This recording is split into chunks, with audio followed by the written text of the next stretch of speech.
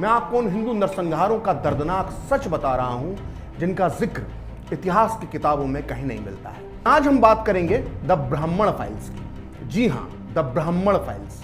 जिस तरह से द कश्मीर फाइल्स में कश्मीरी पंडितों के नरसंहार का सच बताया गया है, ठीक उसी तरह से 1948 में महाराष्ट्र में ब्राह्मणों का नरसंहार हुआ था। गांधी की हत्या के बाद चुन चुनकर ब्राह्मणों को मारा गया था और इस घिनौनी हरकत को अंजाम दिया था खुद को गांधीवादी कहने वाले कांग्रेस के कार्यकर्ताओं ने। कांग्रेसी कार्यकर्ताओं ने जिस तरह से 1984 में इंदिरा गांधी की हत्या के बाद सिखों को मारा था, उसके कई साल पहले भी ये लोग 1948 में ब्राह्मणों के साथ यही कत्लेआम कर चुके थे।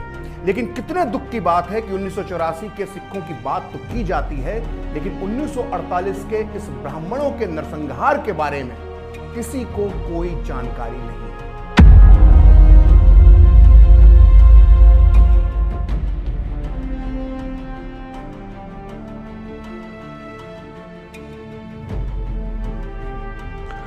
नमस्कार मित्रों, मैं आशीष सिंह और स्वागत करता हूं आपका टॉप स्टोरीज के इस अंक में।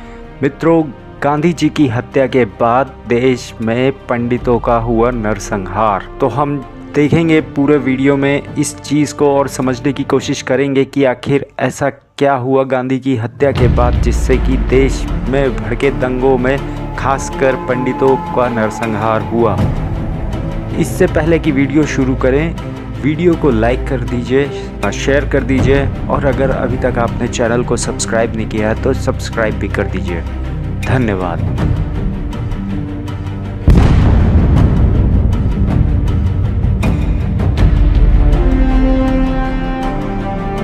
तो बिना देर किए तथ्यों, तर्कों और सबूतों के साथ खोलते हैं द ब्राह्मण फाइल्स का वो खूनी सच जो आपसे आज तक छुपाकर रखा गया है। ये तो सबको पता है कि 30 जनवरी 1948 की शाम 5:17 पर नाथूराम गोडसे ने गांधी की जान ले ली थी। लेकिन उसके बाद क्या हुआ था, ये किसी को नहीं पता। दरअसल 30 जनवरी 1948 की देर रात तक पूरे भारत में यह खबर फैल गई थी कि गांधी के हत्यारे का नाम नाथूराम विनायक गोडसे है और उसकी जाति चितपावन ब्राह्मण है। सोचिए, सिर्फ 4 से 5 घंटे के अंदर गोडसे की पहचान, उसका धर्म, उसकी जात और उसकी जात में भी वो कौन सा ब्राह्मण है, ये सारी जानकारी महाराष्ट्र के उन्मादी कांग्रेसी गांधीवादियों तक पहुंचा दी गई थी। वो भी उस दौर में जब सोशल मीडिया तो छोड़िए, हर किसी के पास फोन भी नहीं होता था। निश्चित तौर पर इसके पीछे नेहरू सरकार का दिमाग काम कर रहा था। खुद को अहिंसा का पुजारी कहने वाले कांग्रेसी कार्यकर्ताओं ने पूरे महाराष्ट्र में ब्राह्मणों का कत्लेआम शुरू कर दिया। सबसे पहले दंगा मुंबई में शुरू हुआ और उसी रात 15 लोग मारे गए और पुणे में 50 लोगों का कत्ल हुआ। भारत में खबर छपी या नहीं ये तो पता नहीं, लेकिन अमेरिकी अखबार वॉशिंगटन पोस्ट और न्यूयॉर्क टाइम्स के अलावा कुछ और विदेशी अखबारों ने इस कत्लेआम को अपनी हेडलाइन बनाया, जो इस वक्त आप अपनी स्क्रीन पर देख सकते हैं। मेरी इस बात पर कोई कांग्रेसी सवाल ना उठाए, इसलिए मैं सबसे पहले हवाला देना चाहूंगा एक ऐसे शख्स का जिसकी कांग्रेस के प्रति निष्ठा पर कोई सवाल नहीं उठा सकता। मैं बात कर रहा हूं मध्य प्रदेश के पूर्व मुख्यमंत्री द्वारका प्रसाद मिश्रा की। यह आपको पता होना चाहिए कि इंदिरा गांधी को प्रधानमंत्री बनाने में डीपी मिश्र का बहुत बड़ा योगदान था। 1948 में डीपी मिश्र सेंट्रल प्रोविंस के गृह मंत्री थे, जिसमें आज के मध्य प्रदेश के कुछ हिस्से के अलावा महाराष्ट्र के विदर्भ का हिस्सा भी आता था।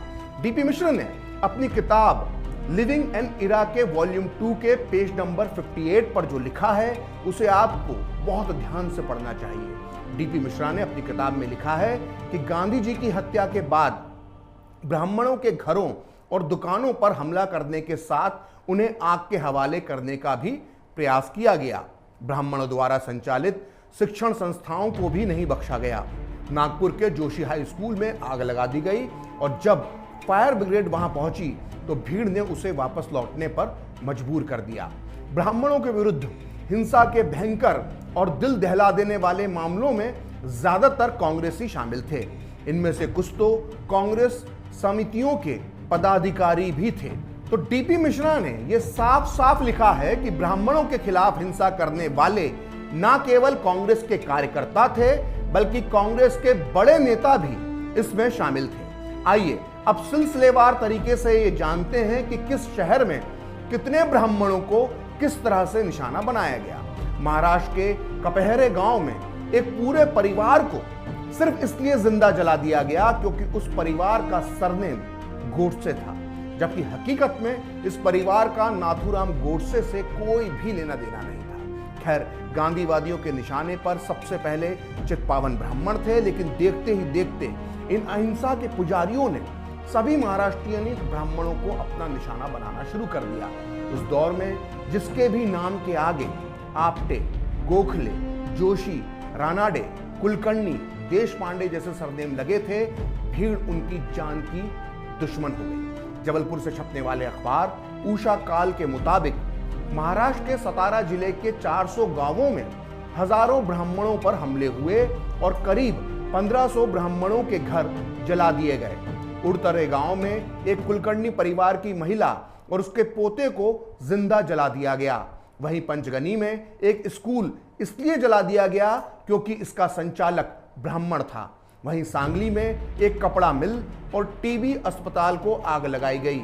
उधर कोल्हापुर में आरएसएस के नेता जीएच जोशी का पूरा कारखाना जला दिया गया। वहीं शहर के जाने माने फोटोग्राफर भालजी पेंडारकर का 2.5 लाख रुपए का स्टूडियो पूरी तरह से भस्म कर दिया गया। गांधी हत्या के बाद हुई ब्राह्मण विरोधी हिंसा में सबसे दुखद अंजाम हुआ स्वतंत्रता सेनानी डॉक्टर नारायण सावरकर का। नारायण सावरकर वीर सावरकर के सबसे छोटे भाई थे। गांधी की हत्या के एक दिन बाद पहले तो भीड़ ने रात में वीर सावरकर के घर पर हमला किया, लेकिन जब वहां बहुत सफलता नहीं मिली तो शिवाजी पार्क में ही, यानी उनके घर के पास में ही रहने वाले उनके छोटे भाई डॉक्टर नारायण सावरकर के घर पर उन्मादी भीड़ ने हमला बोल दिया। डॉक्टर नारायण सावरकर को बाहर खींचकर निकाला गया और भीड़ उन्हें तब तक पत्थरों से लहूलुहान करती रही जब तक कि वो मौत के मुहाने तक नहीं पहुंच गए। इसके कुछ महीनों बाद ही डॉक्टर नारायण सावरकर की उस रात के लगे घावों की वजह से मौत हो गई। इसे आजाद भारत की आप पहली मॉब लिंचिंग भी कह सकते हैं। मुझे पता है कि लोग बोलेंगे कि वीर सावरकर ने तो अंग्रेजों से माफी मांगी थी, गांधी हत्याकांड में भी उनका नाम आया था, ठीक है, लेकिन इसमें उनके छोटे भाई और स्वतंत्रता सेनानी डॉक्टर नारायण सावरकर का क्या गुनाह था जिसके लिए उन्हें पत्थर मार मार कर मौत की सजा दे दी गई। आप ही बताइए कि आजादी का यह सिपाही क्या ऐसी दर्दनाक मौत का हकदार था। पूरे महाराष्ट्र में हजारों हजार ब्राह्मणों की हत्याएं हुई, लेकिन नेहरू सरकार ने इसकी सच्चाई कभी लोगों के सामने नहीं आने दी। उनके बाद की सरकारों ने भी यही किया और इसका सबूत मिलता है मशहूर अमेरिकी लेखक मॉरिस पैटरसन की एक रिसर्च पेपर से, जिसका नाम है the shifting fortunes of Chitpavan Brahmins focus on 1948। Morris ने इस रिसर्च पेपर में जो लिखा है वो सब दर्ज किया गया है इस किताब में, जिसका नाम है गांधी एंड गोडसे, जो इस वक्त मेरे हाथ में है। इस किताब में लिखा गया है कि मॉरिस पैटरसन जब गांधी हत्याकांड के 2 दशक बाद चित्पावन ब्राह्मणों पर रिसर्च कर रही थी तो उन्हें इस दौरान पुलिस ने उन फाइलों तक नहीं पहुंचने दिया जो 1948 के ब्राह्मण विरोधी दंगों से संबंधित थी। मॉरिस ने अपने रिसर्च में पाया कि गांधी हत्याकांड के बाद सबसे ज्यादा हिंसा हिंदू राष्ट्रवादियों के गढ़ मुंबई, पुणे और नागपुर में नहीं हुई, बल्कि सातारा, बेलगांव और कोल्हापुर में हुई। एक अनुमान के मुताबिक इन दंगों में ब्राह्मणों की उस जमाने में करीब 50 करोड़ रुपए की संपत्ति नष्ट की गई। मॉरिस पैटरसन ने अपने रिसर्च पेपर में यह भी दावा किया है कि इन दंगों के बाद चित्पावन ब्राह्मण हमेशा के लिए सामाजिक और आर्थिक रूप से पिछड़ गए। इन दंगों में न केवल पुरुषों बल्कि ब्राह्मण महिलाओं के साथ भी बदसलूकी की गई और इसका सबूत मिलता है मुंबई यूनिवर्सिटी के तत्कालीन वाइस चांसलर और भारत रत्न से सम्मानित पीवी काने के लिखे एक पत्र से, जो उन्होंने सरकार में बैठे कई नेताओं को भेजा था। 8 फरवरी 1948 को काने ने इस पत्र में लिखा था कि गांधी जी की हत्या के बाद गुंडों ने मुंबई में ब्राह्मणों के कई घरों को जला दिया है। यहां तक कि औरतों पर भी हमले किए गए और उनके साथ बदसलूकी की गई। ऐसा तो हिंदू मुस्लिम दंगों में भी नहीं होता है। पीवी काने की बातों को हल्के में नहीं लिया जा सकता है। वो 10 साल तक राज्यसभा के सदस्य भी रहे और 1963 में उन्हें भारत का सर्वोच्च नागरिक सम्मान भारत रत्न भी दिया गया था। अगर फिर भी आपको पीवी काने की बात पर यकीन नहीं है तो फिर आपको नेहरू सरकार के तत्कालीन पीडब्ल्यूडी मंत्री एनबी गाडगिल की किताब गवर्नमेंट फ्रॉम इनसाइड पढ़ना चाहिए। गाडगिल खुद एक मराठी ब्राह्मण थे। वो अपनी किताब के पेज नंबर 148 पर लिखते हैं कि गांधी जी की हत्या के कुछ घंटों बाद मुझे खबर मिली कि मुंबई में ब्राह्मणों को उनके घरों से निकालकर मारा जा रहा है। मैंने तत्काल इसकी सूचना गृह मंत्री सरदार पटेल को दी। यहां तक कि दिल्ली में रहने वाले महाराष्ट्रियन भी घबराए हुए थे। उस दौर में उत्तर भारत में कोई भी महिला अगर महाराष्ट्रियन साड़ी पहनकर बाहर निकलती तो उसे गोडसे के समाज का कहकर पबतियां कसी जाती थी। गांधी जी की हत्या के 12 दिन बाद सरदार पटेल ने मुझसे कहा कि आपको गांधी जी की स्मृति में दिल्ली में यमुना नदी पर होने वाले समारोह की अध्यक्षता करनी है, लेकिन कई कांग्रेसी इसका विरोध कर रहे हैं। तब मैंने पटेल से कहा कि अगर कई कांग्रेसी ये नहीं चाहते हैं कि एक महाराष्ट्रियन ब्राह्मण गांधी जी के कार्यक्रम की अध्यक्षता करे तो मुझे उन लोगों पर थोपा नहीं जाना चाहिए। तब सरदार पटेल ने कहा कि मैं उन्हें यह बताना चाहता हूं कि महाराष्ट्रियनों के खिलाफ ऐसा कुछ नहीं है। गाडगिल की इस बात को पढ़कर आसानी से अंदाजा लगाया जा सकता है कि कांग्रेस के अंदर बड़े स्तर पर महाराष्ट्रियन ब्राह्मणों को लेकर किस तरह की नफरत पनप चुकी थी। सोचिए, इन हालात में निचले स्तर के कांग्रेसी कितनी नीच हरकतों पर उतर आए होंगे। सेंट्रल प्रोविंस के गृह मंत्री डीपी मिश्रा ने जब ब्राह्मणों के कत्लेआम को रोकने की कोशिश की तो उन्हें भी ऐसे ही व्यवहार का सामना करना पड़ा। वो अपनी किताब लिविंग एन इरा के वॉल्यूम 2 के पेज नंबर 58 पर लिखते हैं कि हिंसा के आरोप में पुलिस ने 100 से भी ज्यादा कांग्रेसियों को गिरफ्तार किया था, लेकिन इन्हें रिहा करने के लिए मुझ पर काफी दबाव बनाया गया। नागपुर में कांग्रेस के बड़े नेताओं की एक बैठक हुई जिसमें मेरी काफी आलोचना की गई। इन लोगों ने धमकी भी दी कि वो मेरी शिकायत दिल्ली में सरदार पटेल से करेंगे। तब मैंने लोगों को कहा कि क्या वो दिल्ली से एक ऐसा आदेश ला सकते हैं जिसमें कांग्रेसियों को कानून में हिंसा की छूट दी गई है। आइए अब जानते हैं कि ब्राह्मणों के इस नरसंहार पर नाथूराम गोडसे की क्या प्रतिक्रिया थी। दरअसल इन दंगों के दौरान हजारों ब्राह्मण घर से बेघर हो गए थे। इनमें जाने माने मराठी साहित्यकार और तरुण भारत के संपादक गजानंद त्र्यंबक माड़खोलकर भी थे। खुद 31 जनवरी 1948 को माड़खोलकर के घर पर भी हमला हुआ था और उन्हें महाराष्ट्र के बाहर एक निर्वासित की तरह शरण लेनी पर उन्होंने मराठी में एक कहानी एका निर्वासिताची कहानी यानी एक शरणार्थी की कहानी लिखी। वो उस दौर में ये कहानी काफी मशहूर हुई थी। इस कहानी में माड़खोलकर ने ब्राह्मणों की इस दुर्दशा के लिए नाथूराम गोडसे को जिम्मेदार बताया था। अंबाला जेल में बंद नाथूराम गोडसे ने भी ये कहानी पढ़ी थी और वो इससे बेहद आहत हो गया था।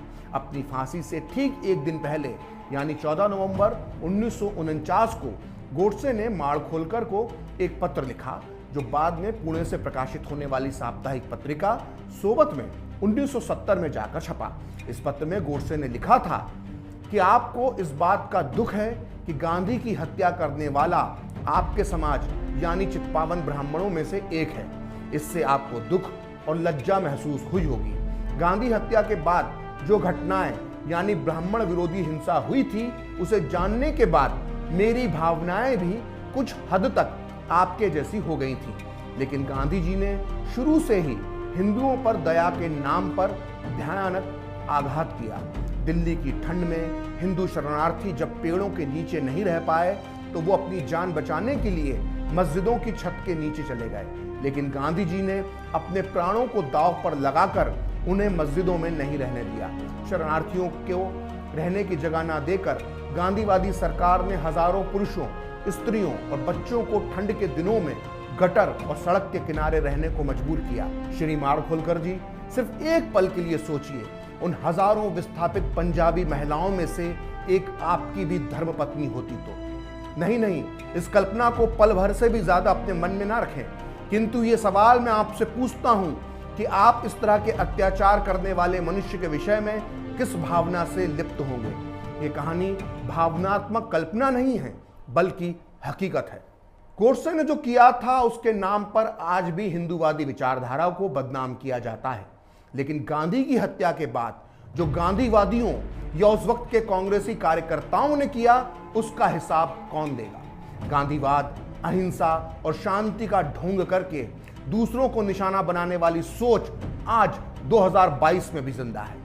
इस देश में गुजरात में मुस्लिम विरोधी दंगे और 84 के सिख विरोधी दंगों की बात तो की जाती है, लेकिन कोई आपको यह नहीं बताता कि कैसे गांधी की हत्या का बदला सैकड़ों निर्दोष ब्राह्मणों की हत्या करके लिया गया था। दरअसल हमेशा ब्राह्मणों को खलनायक की तरह प्रस्तुत करने वाले वामपंथी इतिहासकारों को यह सूट नहीं करता कि वो कभी उस घटना के बारे में बताएं जिसमें ब्राह्मणों को शिकार बनाया गया था। इसलिए बहुत सफाई के साथ गांधी की हत्या के बाद हुए ब्राह्मणों के इस नरसंहार की घटना को बहुत चालाकी और धूर्तता के साथ छुपा लिया गया है। द ब्राह्मण फाइल्स में इतना